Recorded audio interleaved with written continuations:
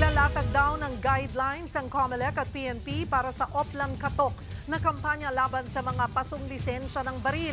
Layan nitong siguruhing hindi magagamit sa pamumulitika ang programa. Nasa frontline ng balitang niya, si Brian Castillo.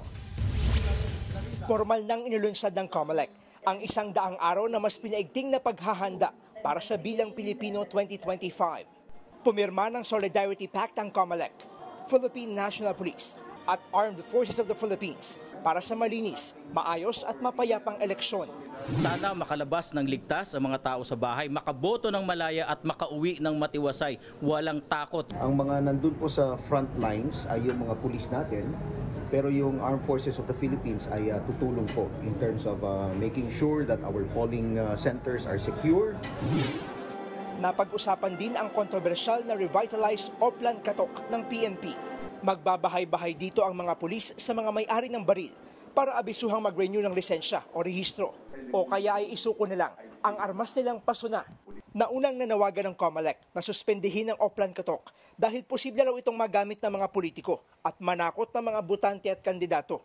Ngayon, maglalatag daw ang COMELEC at ang PNP ng mas maayos na mekanismo sa pagpapatupad nito. Ang gusto lang naman po natin, malatagan ng maayos na safeguards nang hindi ito maabuso at yung wala po yung chilling effect sa ating mga kababayan. Sinabi na rin noon ni PNP Chief Police General Romel Marbil na normal procedure lang ang Oplan Katok at walang tinatarget na kahit na sino. Hindi pa naman masabi ng COMELEC kung kailan mailalabas ang bagong guidelines kaugnay sa Oplan Katok.